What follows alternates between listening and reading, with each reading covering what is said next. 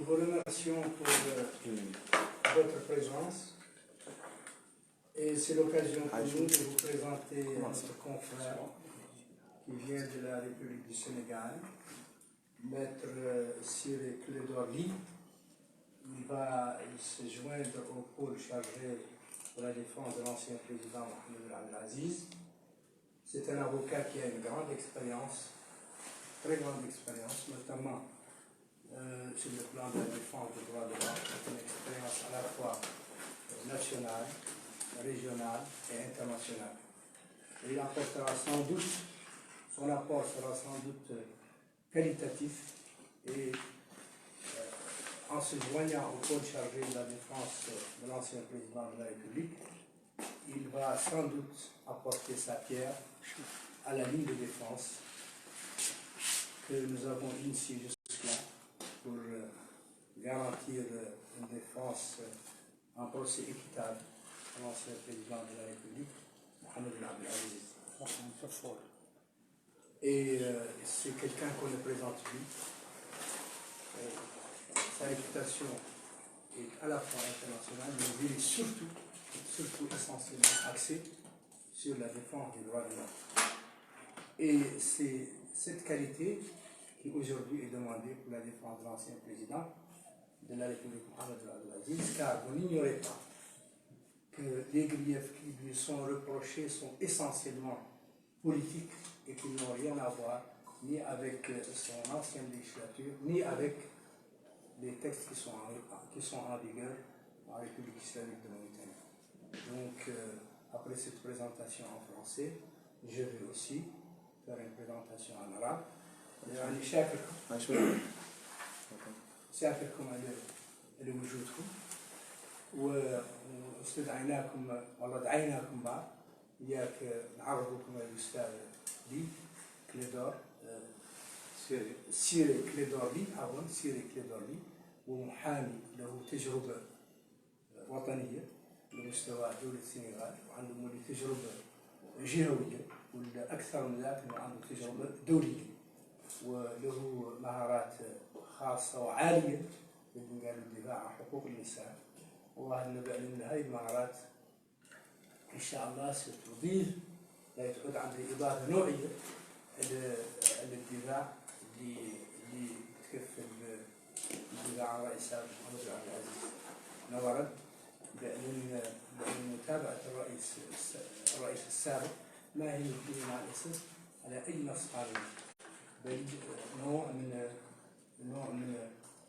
نوع من المضايقة السياسية ويمكن القول بأنها محاكمة سياسية ما عندها أي علاقة لا بالدستور ولا بالقوانين المعنوية وشكرا لا خليه هو يتكلم وحسب مثلا مداخلة فلان إن شاء الله نحاول ترجمه باللغة العربية وشكرا.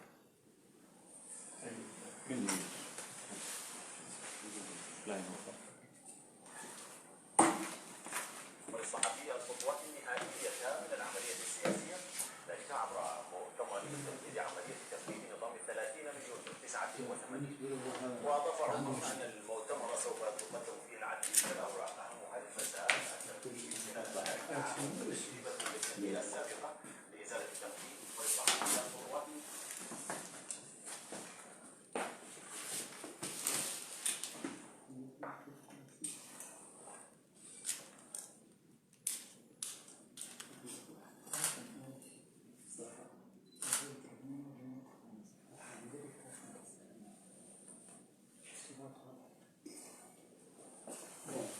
Voilà, je vous remercie tous d'avoir répondu massivement à ce point de presse, qui est très important dans la mesure où nous sommes en train d'aborder un tournant dans la défense du président, de l'ex-président Mohamed Abdel Aziz, poursuivi, disons-le clairement, par l'État de Mauritanie, qui est partie civile dans la procédure.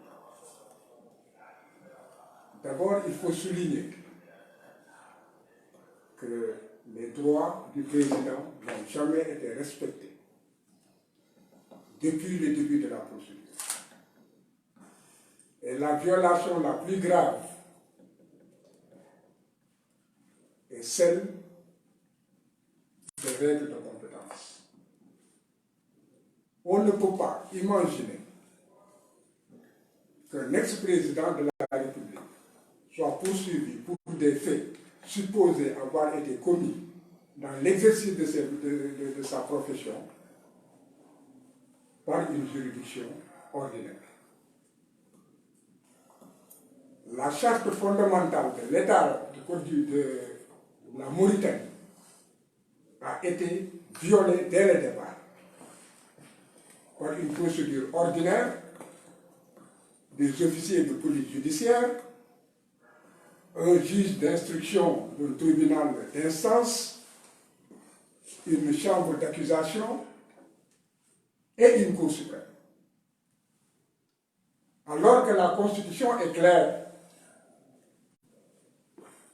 un président de la République, dans l'exercice de ses fonctions, ou à l'occasion de l'exercice de ses fonctions,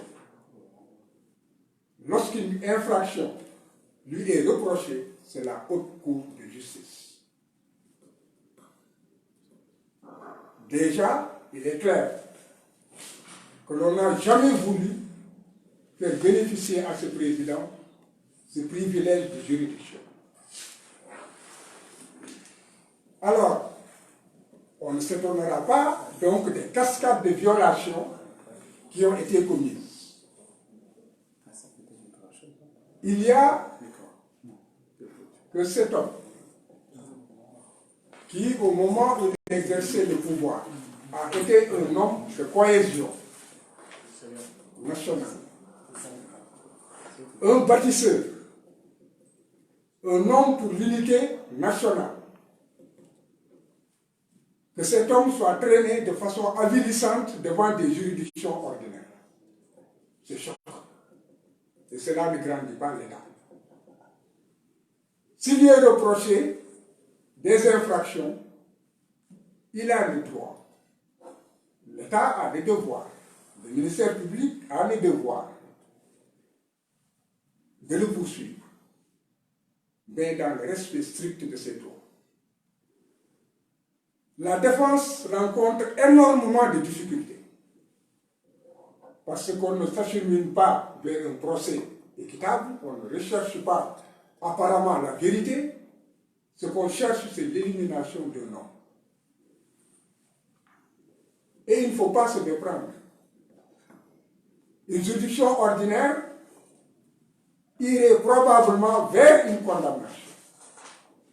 Et cette condamnation a un objectif clair. Il sera privé de l'ensemble de ses droits politiques.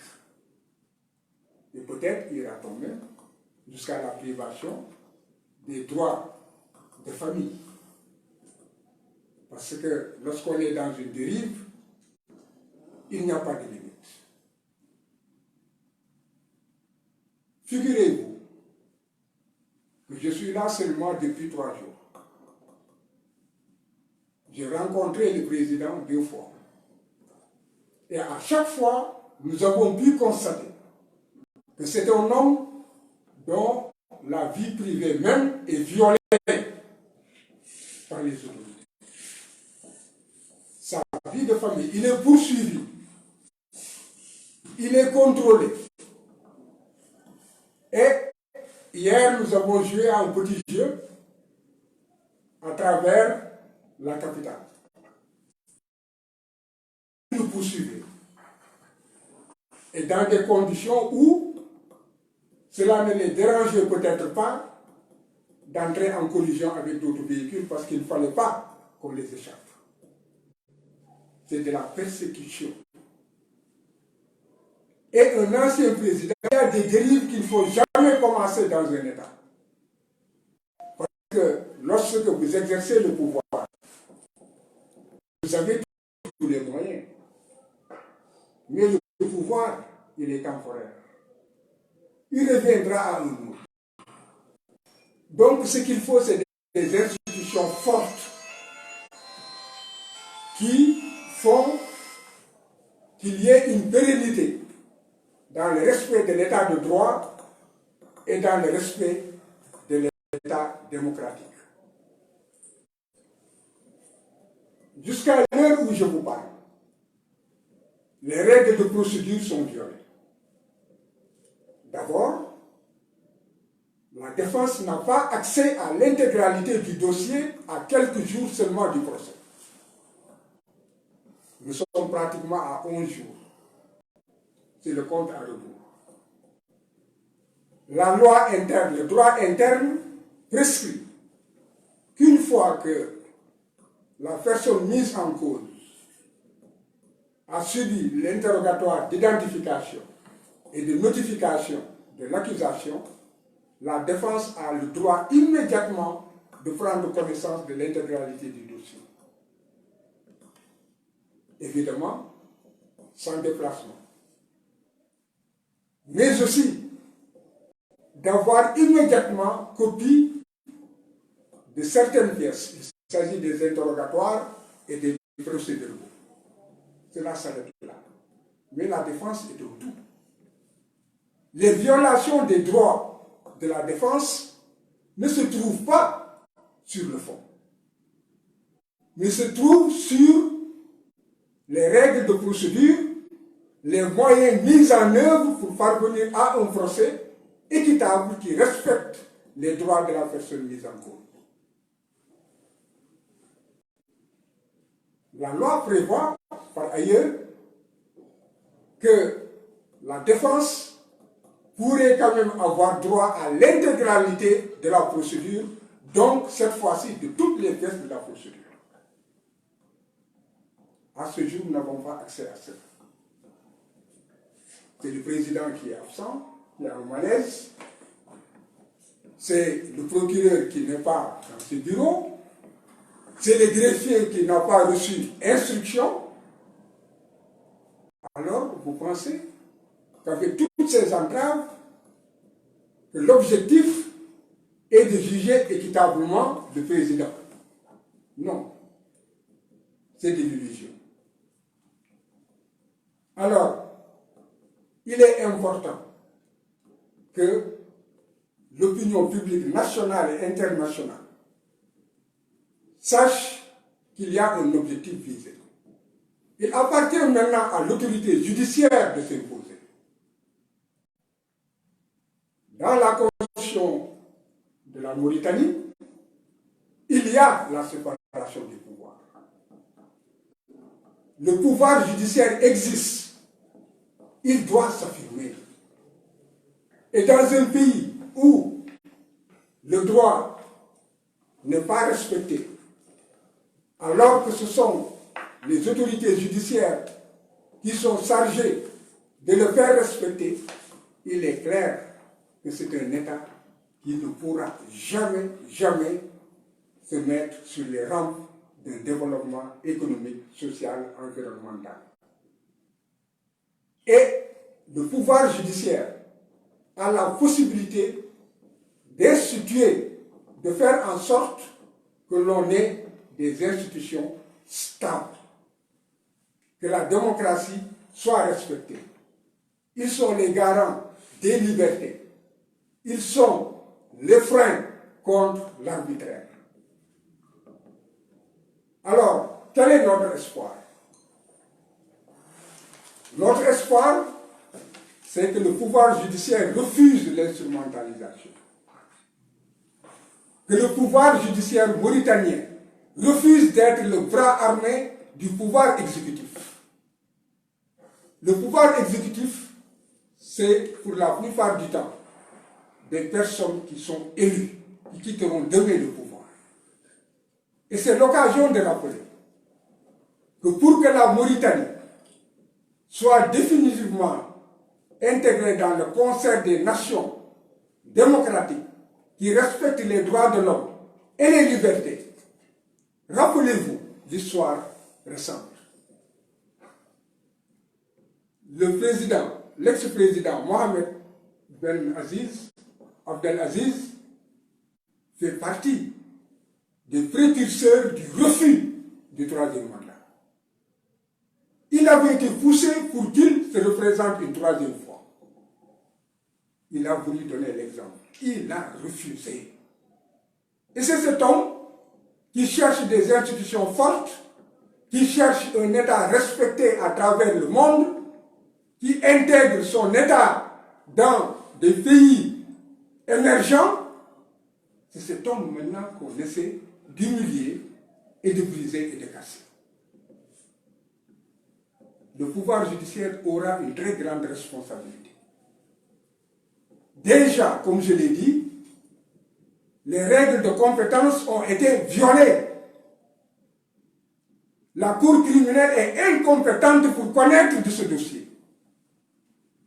Quels que soient maintenant, par ailleurs, les motifs qu'on veut prendre ou qu'on pourrait brandir pour essayer de le juger. Référez-vous à la Constitution. Ce ne sont pas des éléments qui sont lancés par hasard. Chacun peut s'en référer à la Constitution.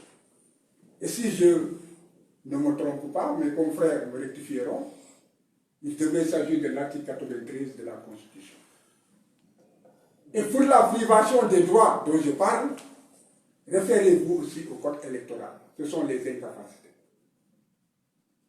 Et dans les poursuites, il y a une infraction où la peine, c'est la privation des droits civiques. Donc les infractions n'ont pas été choisies par hasard. C'est des infractions visées, des infractions qui permettent d'atteindre un but.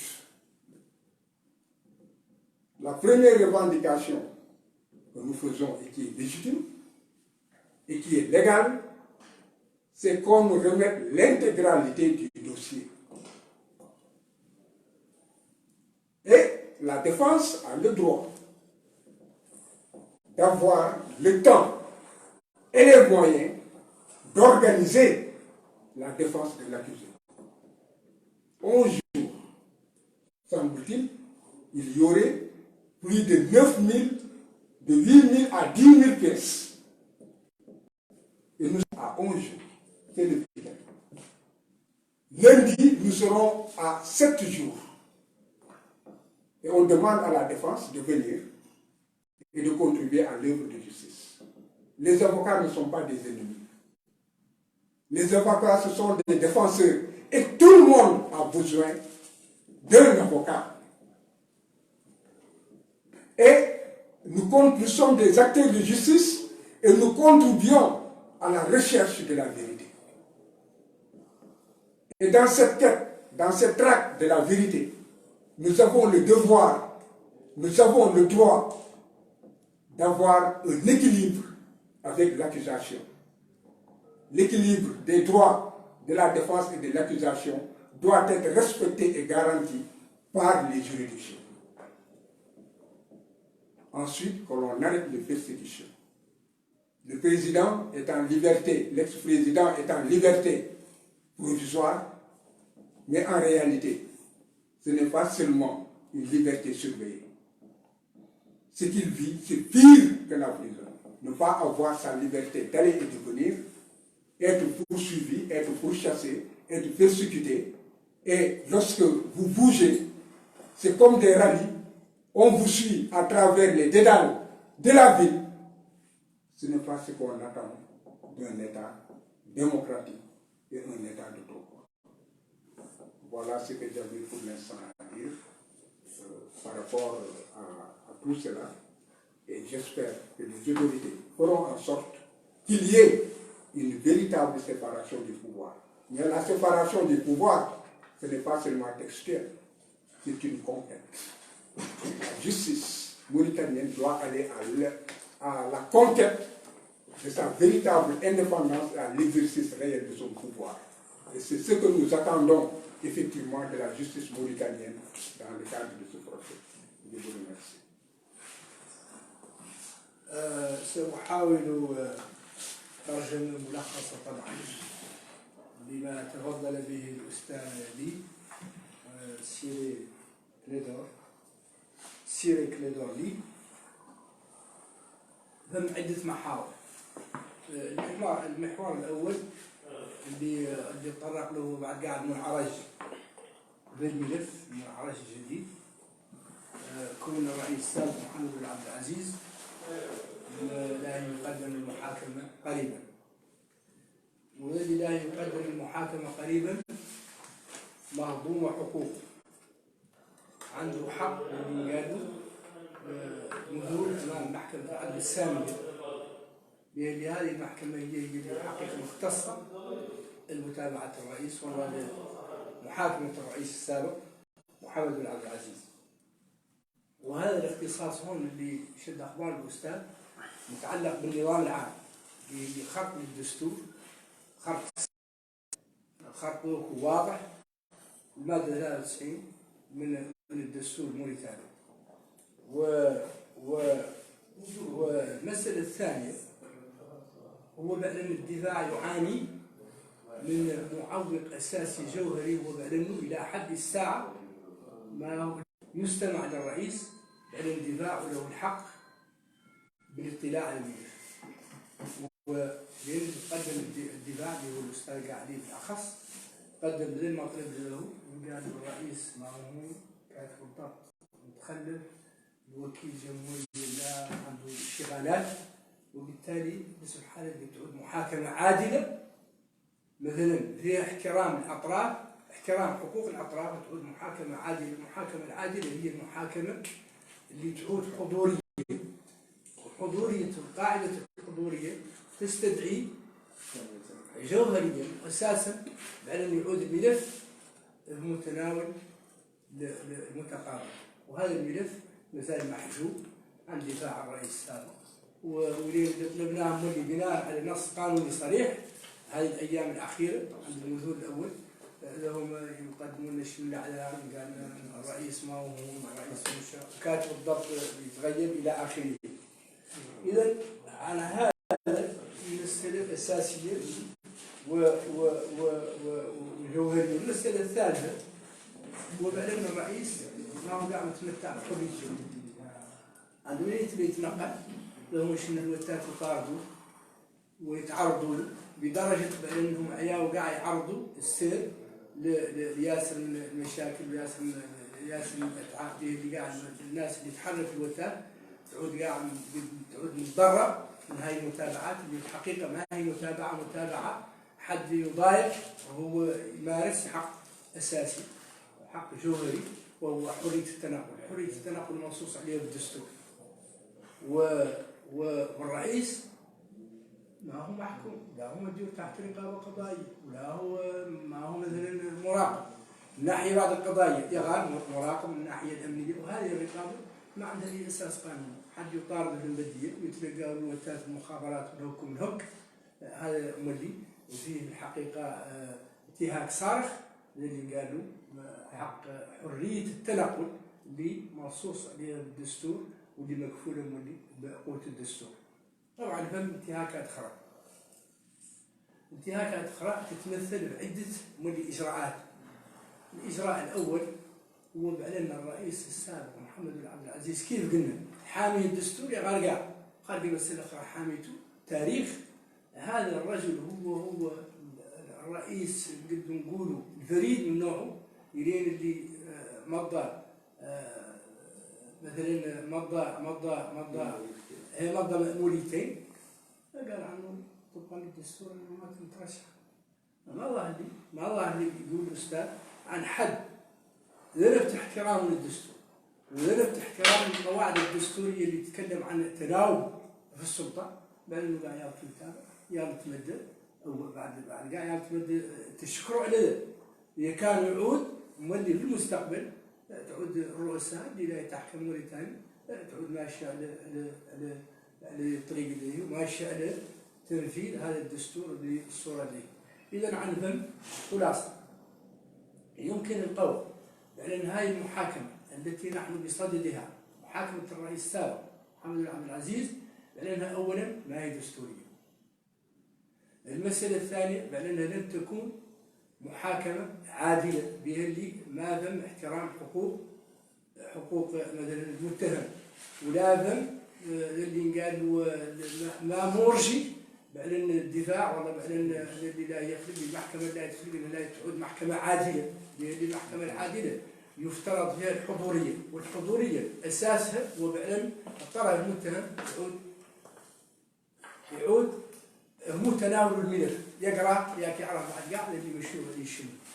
المسألة الثالثة فعلا كافة الإجراءات اللي وعدلت، الإجراءات التحقيقية اللي وعدلت بدءا باللي قالوا لو بول شارجي دو لانستركسيون خط التحقيق، مرورا محكمة الاستئناف، وانتهاء بالمحكمة العليا. عن هاي الإجراءات كاملة اللي وعدلت مع الأسف كانت إجراءات تحسبية لم يحترم بها حقوق الدفاع، ولم تحترم بها الحضورية بمعنى تمكين الطرف من معرفة لماذا هو متهم وما هي التهم الموجهة إليه، وإعلان المولي عدة نصوص أخرى مثلا ما جاء شد أخبار الأستاذ مثلا شارع لها غير بطبيعة الحال ما يجد كل نص يذكر، وهو أساس المسألة هو بعدين المحاكمة. لا نرجو مثلا لا ننتظر بعدين تعود محاكمة عادلة، وهل المحاور كاملة الأساتذة من اللي لازم يكون عندهم شيء إضافات نسيتهم، واللي عندهم إضافات حول هذه المحاكمة اللي الحقيقة لا يتوقع من المحاكمة عادلة. وشكرا.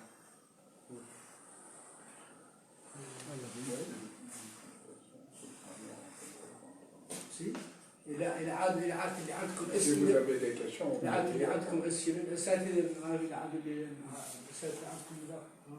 إلى عاد اللي عندكم أسئلة ولي قال لكم الأستاذ السلام عليكم ورحمة الله. حسن محمد منصة الأحداث.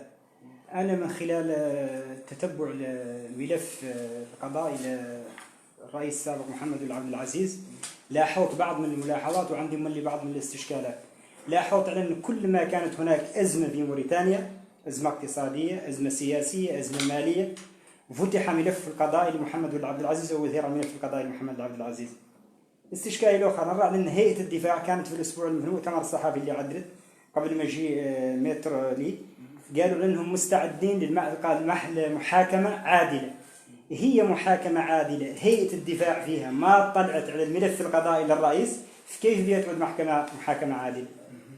شنو سؤالي هون، شنو الأسس القانونية اللي يعتمد عليها هيئة الدفاع ضرك ما دامت هي ما طلعت على ملف الرئيس السابق اللي لا يدافع عنه بس من حين لا يتعدل عمله؟ انا بغيت نعرف اذا كان لا يتعدل بالاستخاره ولا الطريقه اللي يتعدل بها عمل هذا شنو هي؟ Il pose la question suivante. Il a constaté que chaque fois qu'il y a une crise économique, le dossier de l'ancien président est le mis à jour. C'est le premier élément. Le deuxième élément, il dit comment on peut s'attendre à un procès équitable alors que le dossier n'est pas mis à la disposition de la défense. Donc voilà les deux questions. Donc deux questions. Crise économique, actualité du dossier, procès équitable dans quelles conditions? Voilà.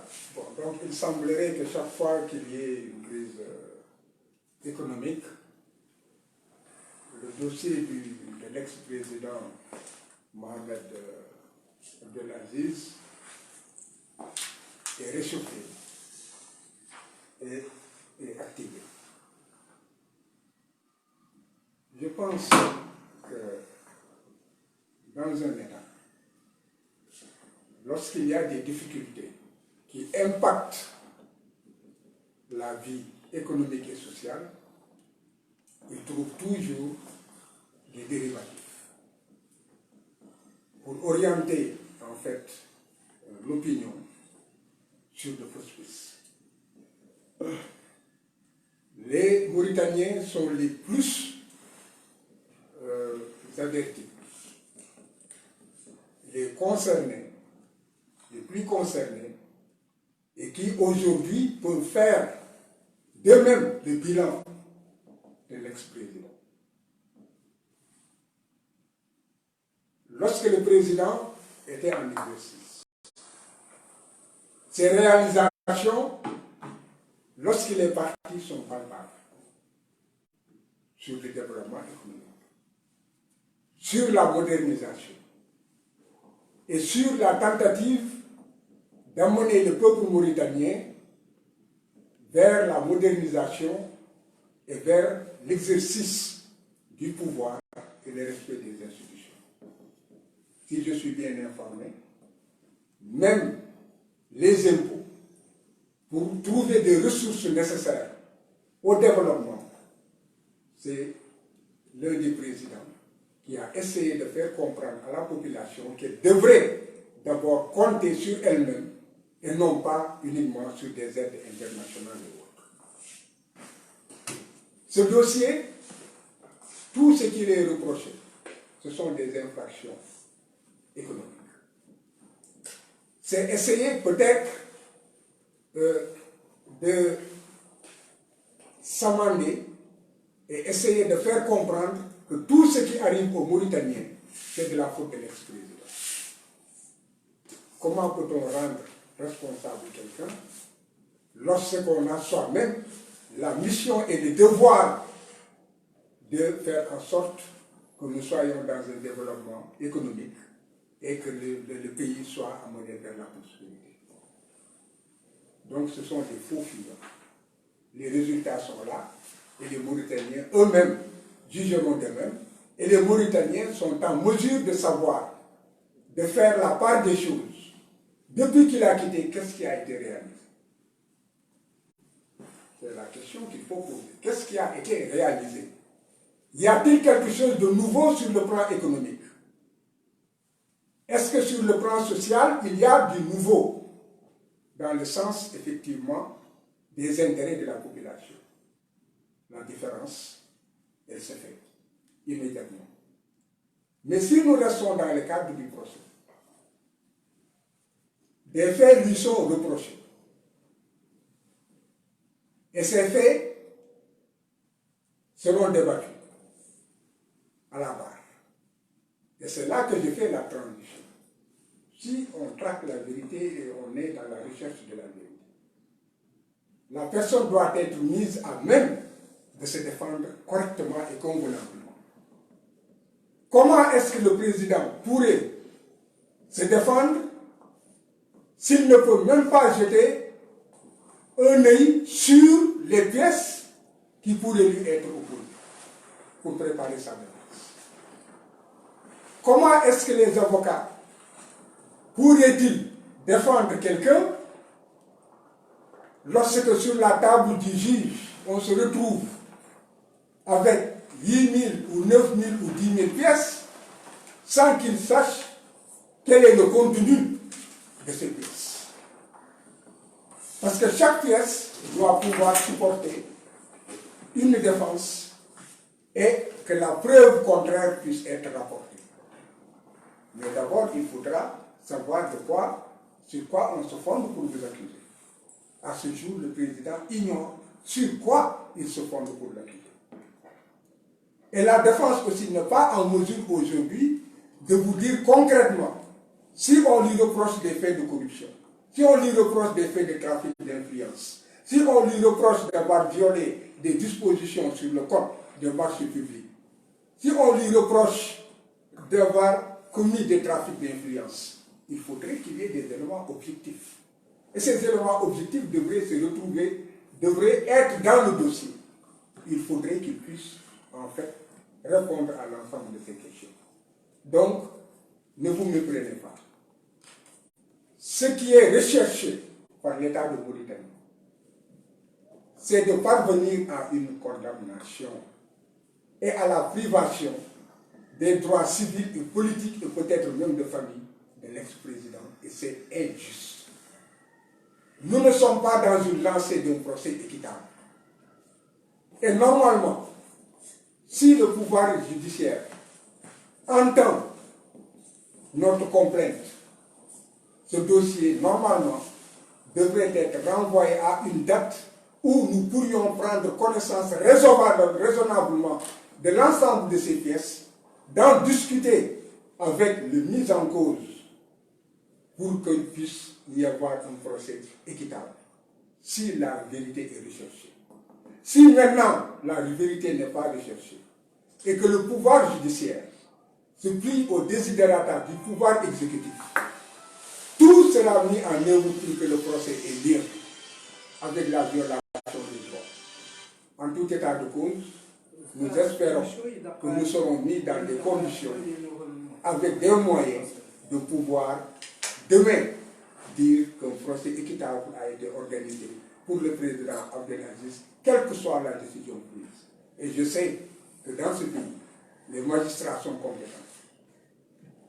Et aussi, j'ai la bonne humeur que c'est des magistrats intègres. Et je sais que dans tout corps, il y a des personnes frileuses, mais il y a aussi des personnes de valeur. Et c'est un pays, c'est une république islamique. Il y a la crainte de Dieu. Tout ce qui est jugé aujourd'hui sera jugé demain.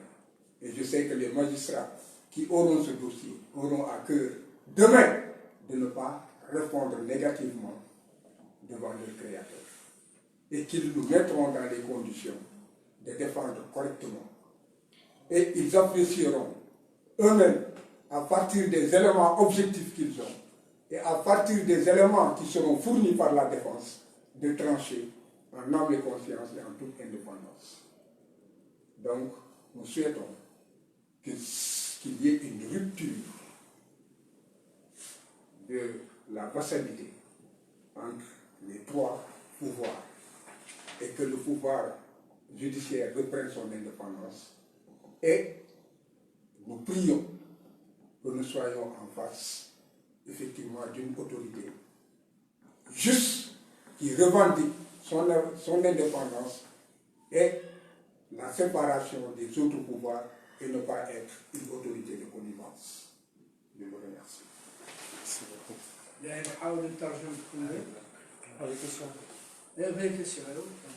Moi, j'ai une petite question. Ils vont poser les questions. Moi, j'ai une question d'ailleurs très... D'accord. Bon, c'est à mon sec 360 Afrique et Calam. Moi, j'ai une question très brève. Je voulais juste savoir si l'ordonnance qui renvoie votre client devant la Cour anticorruption vise également d'autres personnalités ou si c'est le seul acteur qui a fait l'objet d'une ordonnance de renvoi.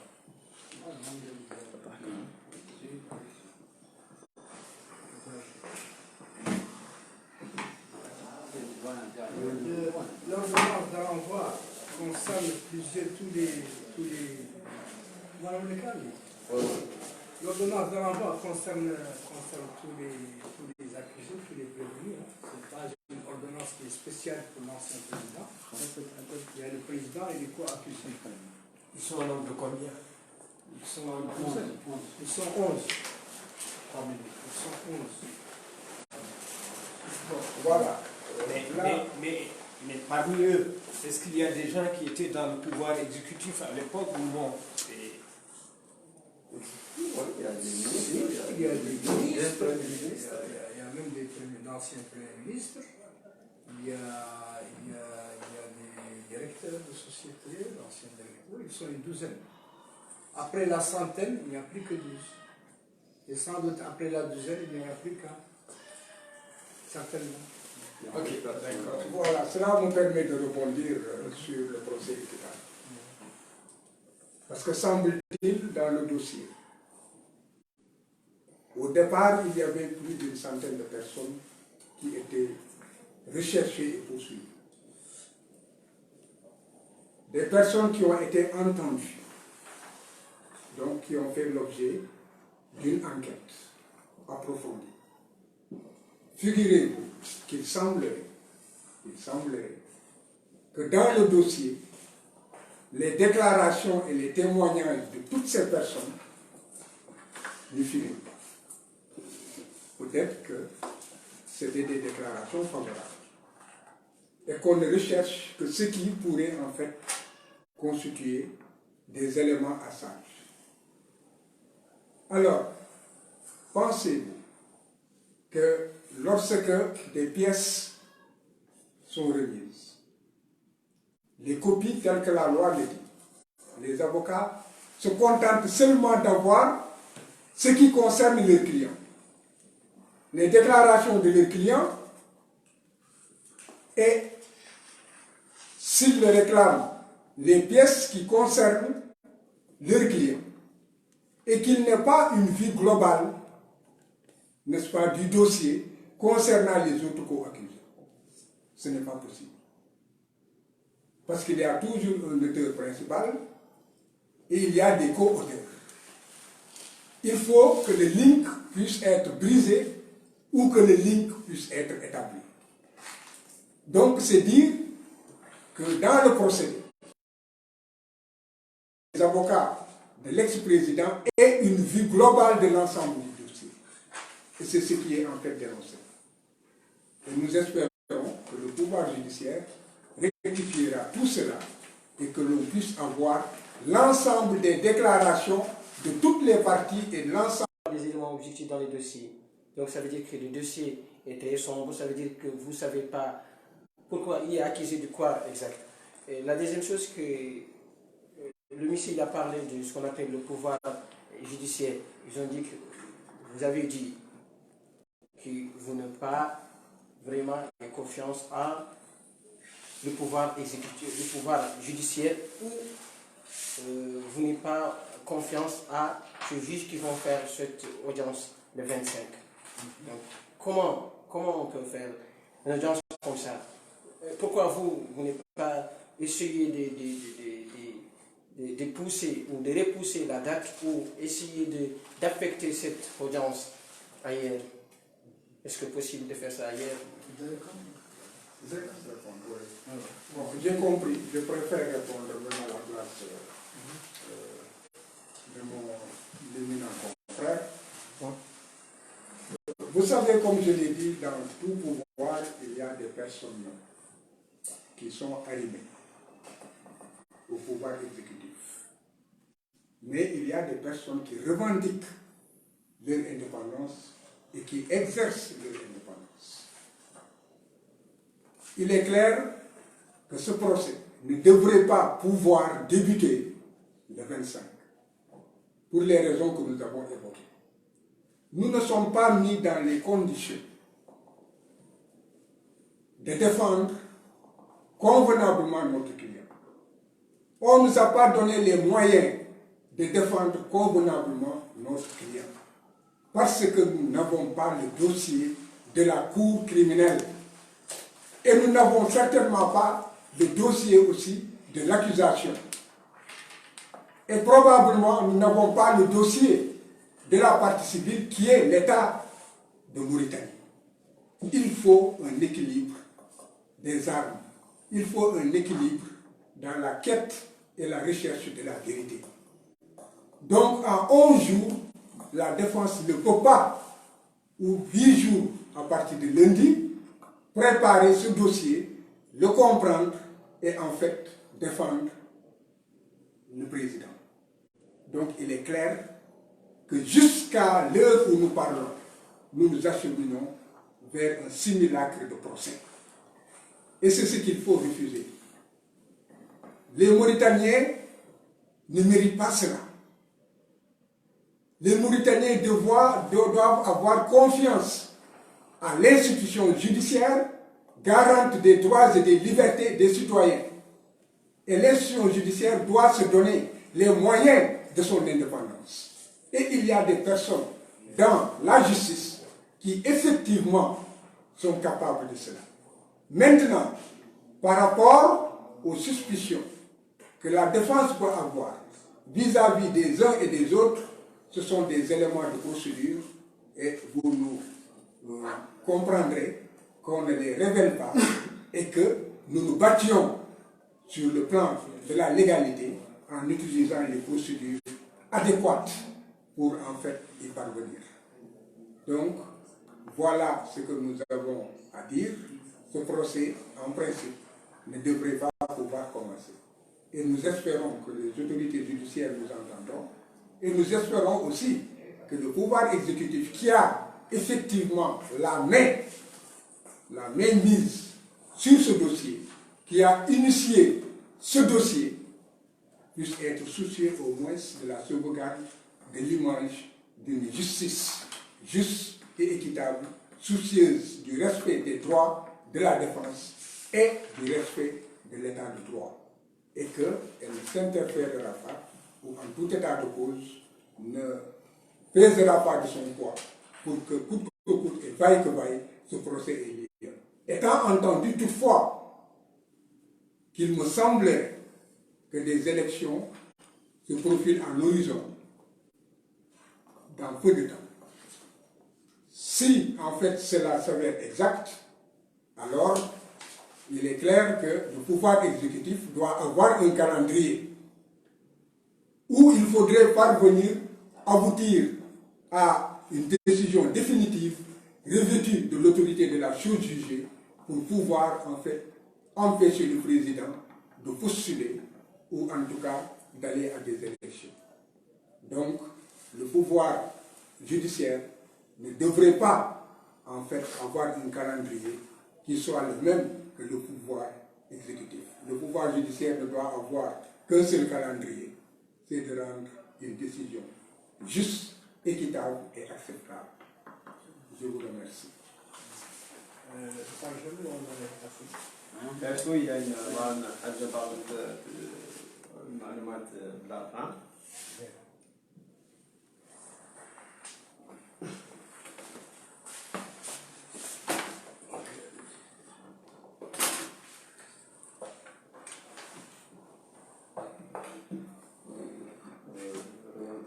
Question qui a posé concernant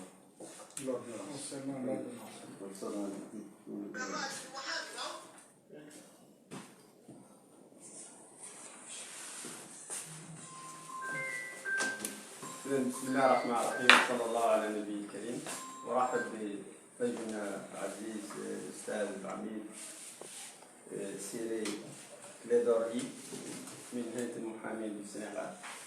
خصوص سؤالكم حول المحالين أمام المحكمة الجنائية، عددهم في الوقت الحالي 12 شخص، 11 شخصية طبيعية بالإضافة إلى شخصية اعتبارية عبارة عن هيئة الرحمة. العدد كان في البداية كان 15 أمام قضاء التحقيق، لكن ب6 أشخاص استفادوا من أمر بأن لا يوجد المتابعة، 2 على مستوى قضاء التحقيق قاضي التحقيق، والثالث على مستوى المحكمة العليا. هذا بما يخص العدد المحال أمام المحكمة الآن. الأستاذ دي تكلم عن المحاكمة العادلة وبأننا كل المؤشرات تدل على أننا نتجه أمام محاكمة لا تتوفر فيها ضمانات المحاكمة العادلة. لماذا؟ لأن هناك عدة خروقات وقعت في هذه المسطرة. أول هو منع المحامي من الولوج إلى الملف. محامينا الرئيس السابق كذلك بقية المحامين المتعهدين بالمسطرة رقم صدور قرار قضائي يقضي بتسليم جميع وثائق الملف لدفاع الرئيس محمد عبد العزيز، وإن كان جاء متأخر لأنه جاء بعد 6 أشهر من وجود الملف بين يدي قضاة التحقيق. أولا أصدروا قرار يمنع الدفاع من الولوج إلى الملف، بعد ذلك ل6 أشهر أصدروا قرار آخر بتمكين الدفاع من جميع وثائق الملف. إلا أن تنفيذ هذا القرار لم يتم بالشكل القانوني، ولم يتم بشكل يسمح لنا بالوصول إلى جميع وثائق ومحتويات هذا الملف. وسأكون دقيق في هذه المسألة. صفحة 101 من 100 من القرار، من قرار الإحالة، تقول بأن ترقيم الملف تحيل إلى صفحات من الملف. تقول الصفحات من 8054 صفحة إلى 8700 صفحة حسب ترقيم قضاء التحقيق. إذن الرقم حسب هذه الصفحة، صفحة 100 من قرار الإحالة وصل إلى 8071 صفحة.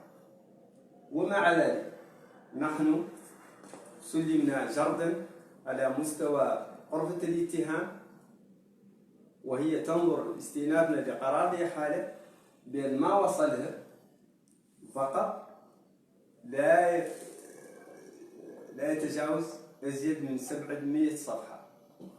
إذا حوالي 10% من الملف هي التي كانت تأخذ المسار القضائي الطبيعي.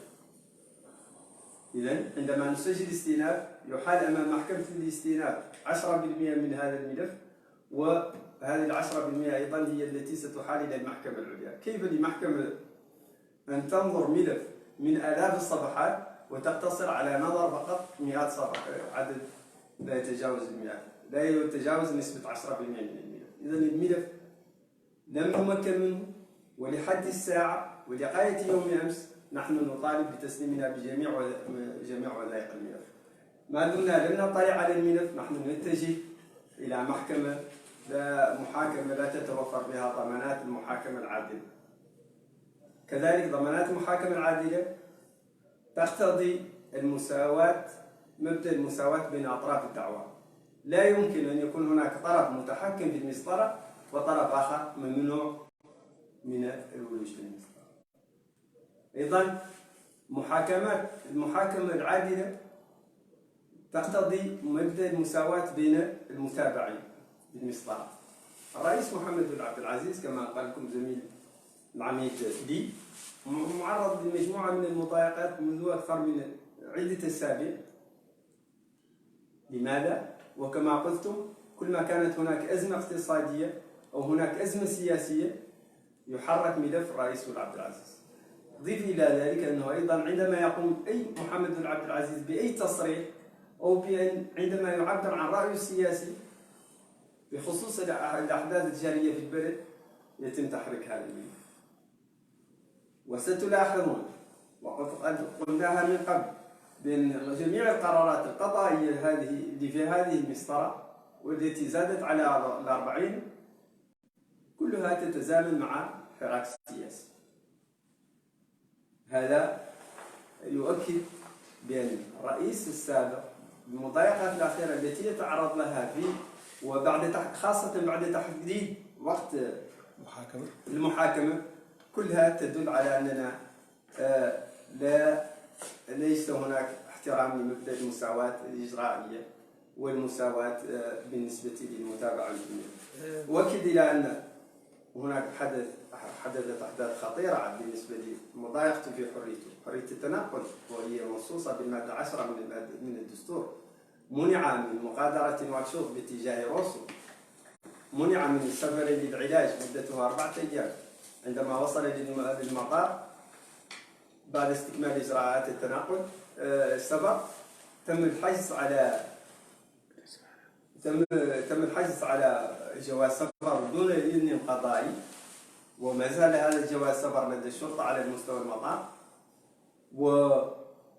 ولا يوجد أي مسوغ قانوني لهذا الأمر لمنعه من السفر.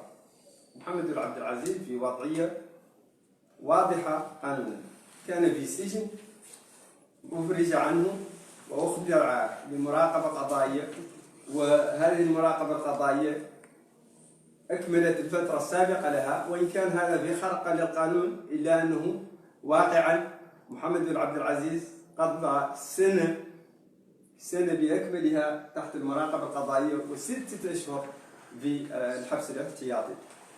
إذن هو يتعرض للمضايقة، وكل ما أراد التنقل من منزله لزيارة أحد أقاربه ليقوم بشيء من الشؤون العامة بشيء خاص به تطارده سيارات، والمارة تلاحظ ذلك خاصة بأن هذه السيارات أحيانا تكون غير مراقبة ورباعية الدفع وتقوم بحركات غريبة في الشارع العام، ولاحظنا ذلك بالأمس عندما كنت رفقة زميلي لي.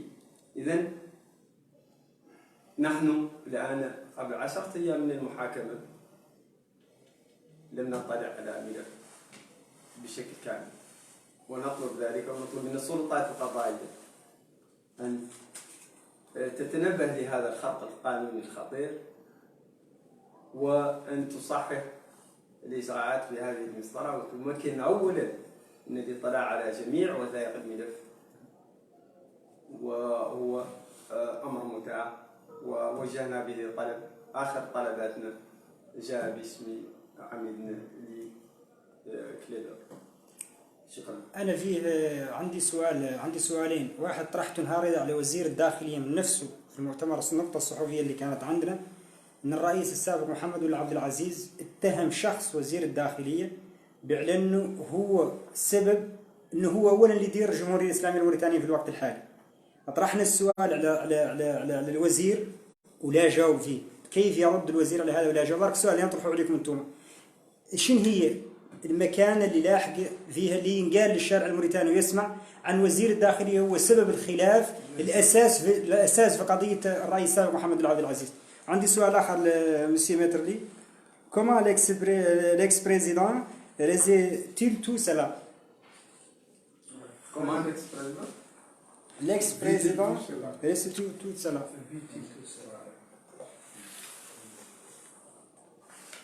Bon, c'est une très bonne question. C'est un grand homme, un grand chef d'État que j'ai eu à rencontrer et qui a des idéaux très nobles, et de grands idéaux pour le peuple mauritanien. Quelqu'un qui va aider la population et qui veut aussi que le pays ait des institutions fortes, démocratiques et respectueuses de l'état du droit. Donc c'est dire que c'est un homme serein. Il a un très bon moral. Il se comporte comme quelqu'un qui n'est même pas poursuivi. Parce qu'il est sûr de son innocence et il connaît aussi les objectifs visés qui sont de l'éliminer du champ politique. Ce qu'il vit, par contre, de façon très difficile, c'est qu'il ne parvient pas à comprendre. Pourquoi ce procès? Pourquoi cherche-t-on à l'avenir? Pourquoi cherche-t-on à être dans une culture qui peut être dangereuse pour les institutions? D'abord, le juger en violation des règles de compétence, c'est fragiliser aussi, se fragiliser soi-même. Parce que ceux qui sont ici, c'est temporaire, ils partiront. Et il y aura une jurisprudence. Ils seront jugés dans les mêmes conditions habituelles. Et par ailleurs, c'est quand même la plupart du temps d'anciens collaborateurs. Il ne comprend pas pourquoi tout ce tissu de mensonges en son encontre. Cela fait mal. Lorsqu'on a fait confiance à des hommes, lorsqu'on a travaillé avec des hommes, que brusquement, on se retrouve en face de ces hommes et qu'on ne les reconnaît plus. Cela fait mal. Donc, c'est en fait tout ce qui le dérange. Ce qui le dérange, c'est en fait les violations qui sont commises par des personnes qui elles-mêmes sont en train d'ancrer dans la culture des institutions une pratique qui demain sera des pratiques de diabolisation, des pratiques de poursuite, et le pays risque de se retrouver à être gouverné dans des luttes politiques où chacun essaiera de se venger de ce qu'on avait fait hier ou de ce qu'on avait fait à quelqu'un qui lui s'approche. Ce n'est pas cela que l'on cherche dans un État. Ce qu'on cherche dans un État, c'est de travailler et d'amener le pays de l'avant et non pas de chercher des faux fuyants et d'accuser injustement des personnes. Donc voilà l'homme que j'ai rencontré, n'est-ce pas? Il est serein parce qu'il est conscient de ce que l'on l'accuse. En fait, rien n'est vrai là-dedans. Et c'est pourquoi peut-être qu'il y a la crainte de le mettre dans des conditions de pouvoir discuter ces 8000 pièces qu'ils ont dans des cartons. Je vous remercie.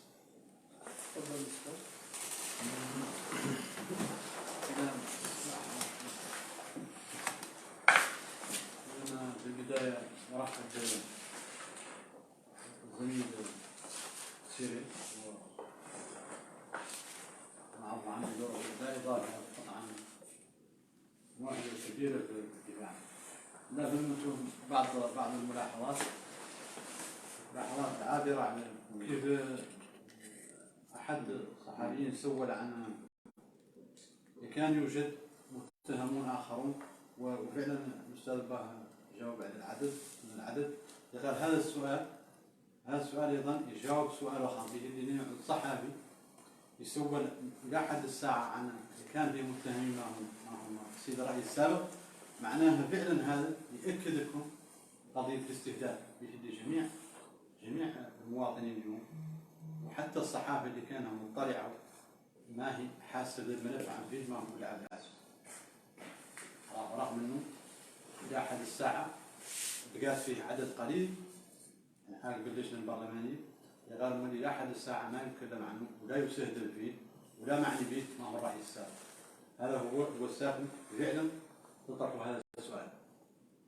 المسألة الأخرى عن الرئيس تعرض لياسر من الضغوطات على مر هذا الملف اللي كانت بدايته طبعا الحرمان من حق ممارسة السياسة، واللي عقبت عادت هي سبب هذه المتابعة، وطبعا حجز ممتلكاته ومتابعته رغم والقفز على الدستور اللي جاء تملك المتابعة، والمضايقات في الأوراق المدنية والثبوتية، والمضايقة بالمرور والتحرك، وأخيرا وهذا هو أخطر شيء وهذه المسطرة هو هذا المنع من السفر الداخلي والخارجي اللي تعرض الرئيس مؤخرا.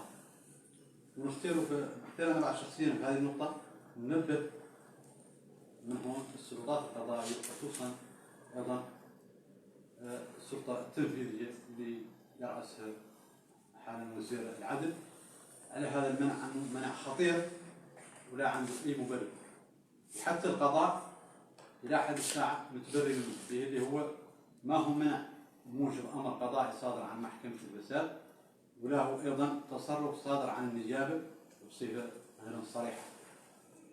الضابطة القضائية والله هذه شرطة جرائم اقتصادية والله المخابرات اللي عندهم منعت الرئيس وقضى جواز سفره، والخطير بهذا على انه تجي الضابطة القضائية وتعدل البيان وتقول فيه احنا منعنا الرئيس بناء على حيثيات استدعاء، بالوقت اللي هذا الاستدعاء انتم عندكم كاملين واحنا عندنا ولا يترتب عليه ولا فيه شد اخبار ابدا جواز السفر ولا المنع من السفر. معناها عندنا اليوم الرئيس ممنوع بموجب قرارات من الشرطه لا صله لها بالقضاء اطلاقا، وهذا الحقيقه من يخلق دوله قانون معناها عن خطيره جدا، ومعناها عن بعيد من القانون، بعيد منه حتى واحنا يطالعنا وزير العدل من كل ساعه والناطق باسم الحكومه ويقول لكم عن الدوله دوله القانون والقانون مطبق. نبهوا وزير العدل عن مراجعه بعد على الاقل ذي يخرج الملف كامل هاي النقطه اللي نراجعها لا يعرف عن القانون بعيدا منه هذه المسطره. وهذا هي الملاحظه اللي كنت نقولها هذه المداخله.